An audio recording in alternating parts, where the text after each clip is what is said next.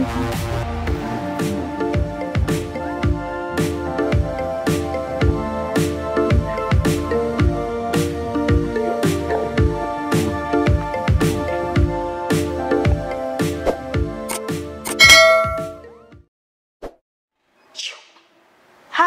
balik lagi bersama Experience, Conversation, and Ideas. Nah, kali ini mungkin agak berbeda dikarenakan aku bakal baca buku. Jadi buku ini udah lama, tapi aku mau sempet baca, tapi nggak sempet.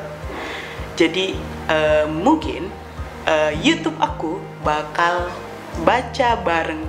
Segmennya namanya baca bareng gitu. Jadi kita bakal ngebahas sedikit dari perspektif aku, dan aku bakal full ngebacain secara laut untuk kita semua. Semoga ada hal baik yang bisa kalian dapat. Terima kasih. Untuk segmen pertama, untuk episode pertama, bacanya adalah kebudayaan massa dalam kebudayaan Indonesia. Ini bukunya, Life Ecstasy.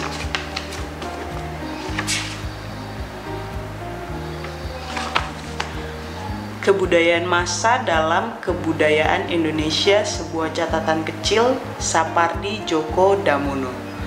Kebudayaan Indonesia. Apakah kebudayaan Indonesia itu? Sudahkah kebudayaan Indonesia itu? Apakah ia merupakan kumpulan puncak-puncak kebudayaan yang ada di Indonesia? Atau sesuatu yang sama sekali baru diciptakan tanpa memperdulikan masa lampau dan yang sudah ada sebelumnya? Apakah ia khas atau akhirnya akan sama saja dengan kebudayaan bangsa lain?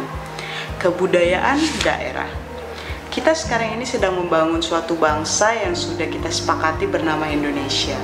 Ini berarti kita membangun suatu kebudayaan yang bernama Indonesia. Menghadapi masalah semacam ini, kita suka khawatir akan hilangnya kebudayaan daerah dan kemudian mengembangkan sikap kedaerahan yang sempit, mempertahankan kebudayaan daerah, dan bahkan beranggapan hanya kebudayaan daerah sendirilah yang paling luhur. Kita suka khawatir bahwa kebudayaan luhur itu nantinya lenyap dan dalam proses pembangunan kebudayaan Indonesia. Kebudayaan daerah seperti halnya kebudayaan dimanapun senantiasa mengalami benturan, pergeseran, dan perubahan. Selama pendukungnya masih ada, kita tidak usah khawatir akan lenyapnya kebudayaan daerah. Kita semua telah membuktikan bahwa manusia memiliki kemampuan untuk menjadi pendukung lebih dari satu kebudayaan. Manusia bisa bergerak dari satu kebudayaan ke kebudayaan lain dengan bebas. Seperti halnya dengan mudah kita beralih dari satu bahasa ke bahasa lainnya dalam kehidupan sehari-hari. Dalam suatu kesempatan kita bisa menjadi orang Sunda, di kesempatan lain bisa menjadi orang Indonesia, di kesempatan lainnya lagi kalau perlu bisa menjadi orang Barat. Kemampuan semacam ini tampak semakin diperlukan, dan ternyata semakin banyak di antara kita yang memiliki bisa melaksanakan dengan sangat baik. Ancaman kebudayaan asing. Dalam perkembangan informasi yang sangat cepat ini, salah satu masalah yang sering kita anggap mendesak adalah ancaman kebudayaan asing. Masyarakat kita ini terbuka dari sejak dahulu. Memang sudah bersinggungan dengan kebudayaan lain, baik yang datang kepada kita maupun yang kita datangi. Nilai-nilai, tindakan, dan benda-benda budaya yang kita miliki menunjukkan bahwa kita sebagai suatu masyarakat yang terbuka tidak bisa melepaskan diri dari lingkungan.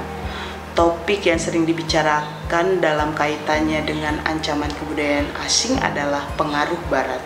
Rupanya kita ini sekarang memang berorientasi ke Barat. Kita menganggap diri kita Timur dan Barat mula-mula berarti Eropa.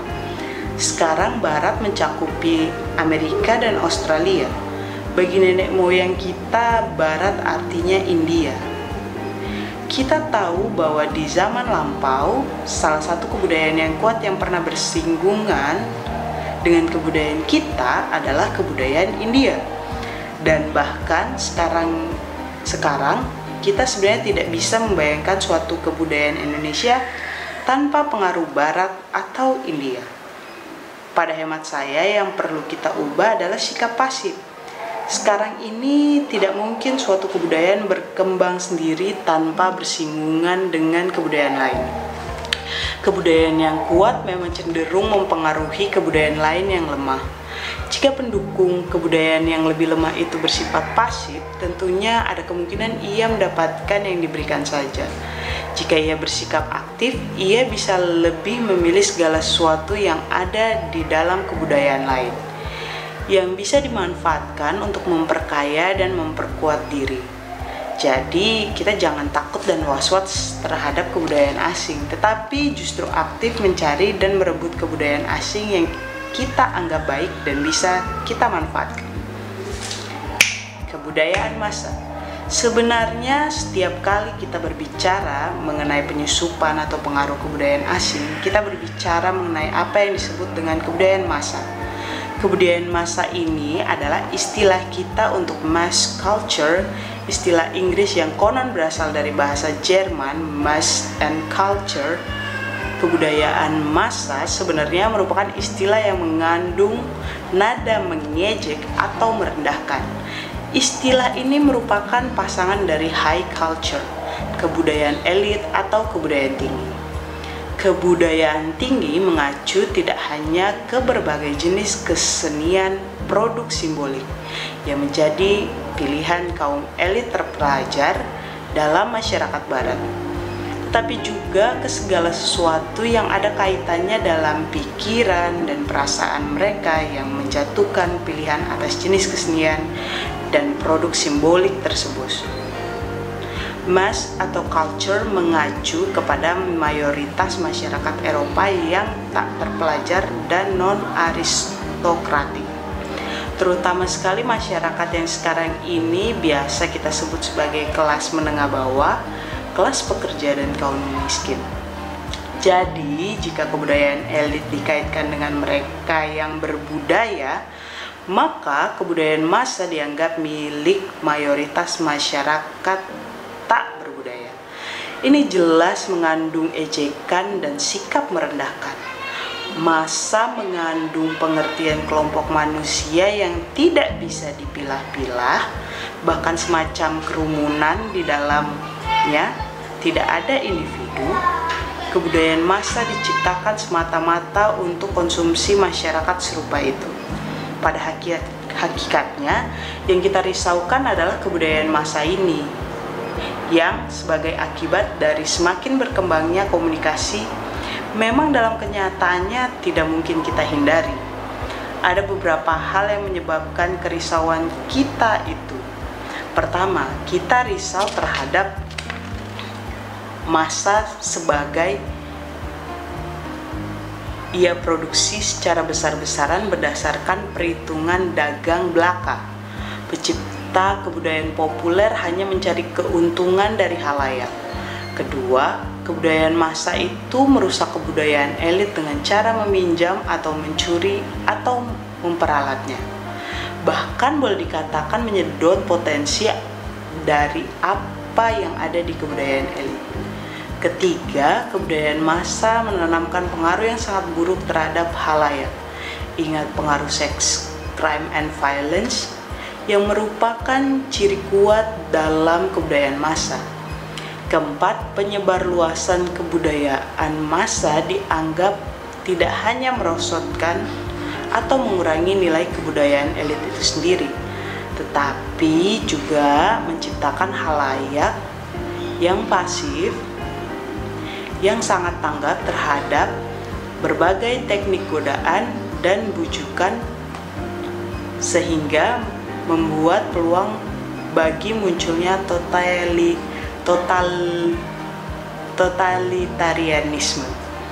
Masalahnya sekarang ini adalah bahwa kebudayaan massa tidak hanya ditunjukkan bagi orang miskin dan kelas bawah, tapi juga kita semua. Artinya ia khawatir akan menggilas semuanya dan menjadi satu-satunya kebudayaan yang menguasai semua bangsa di dunia ini.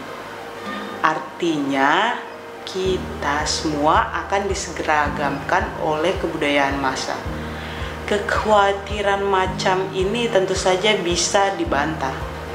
Kita bisa mengatakan bahwa apa yang dituduhkan terhadap kebudayaan massa itu bisa juga ditujukan ke kebudayaan elit. Kita juga menyadari bahwa kebudayaan massa toh dari kalangan elit dalam masyarakat. Menurut akal sehat, jika kalangan elit tersebut bisa ditingkatkan apresiasi budayanya, tentu kebudayaan massa yang diciptakan juga menjadi nilai tinggi. Meskipun dalam hal ini tentu bisa berbukti atau terlaksana. Di samping itu, juga harus disadari bahwa selama ini kebudayaan massa dan kebudayaan elit tetap ada di sekitar kita. Tentu saja kita boleh memilihnya kalau mau. Juga perlu disadari bahwa manusia memiliki kemampuan untuk bergerak dari kebudayaan elit ke kebudayaan massa. Bisa memilih Bedayana Ketawang atau Tayuban, bisa memilih Beethoven atau McHammer, boleh memilih golf atau sepak bola. Namun masih ada masalah di sini. Yang tidak punya uang tidak bisa memilih apapun. Bukankah konser Beethoven atau McHammer adalah barang dagangan yang hanya bisa dibeli oleh orang yang punya uang? Penutup, bagaimana sikap dan rencana kita dalam menghadapi masalah itu semua? Masalah kita sekarang ini jelas lebih kompleks dari yang dihadapi pendahulu kita tahun 1930 itu. Dalam waktu lebih setengah abad, komunikasi menjadi sangat cepat dan canggih. Artinya kita tidak akan pernah lagi bisa merenung terlalu lama dalam menghadapi benturan, penyusupan, dan pengaruh kebudayaan lain. Pada hemat saya, kita tidak perlu khawatir terhadap kebudayaan apapun. Kita justru harus bersikap terbuka, yakni menganggap kebudayaan manapun harus kita jadikan sumber untuk mengembangkan budaya sendiri. Hanya saja kita tidak boleh pasif, hanya menerima yang ditawarkan kepada kita tanpa keinginan memilih.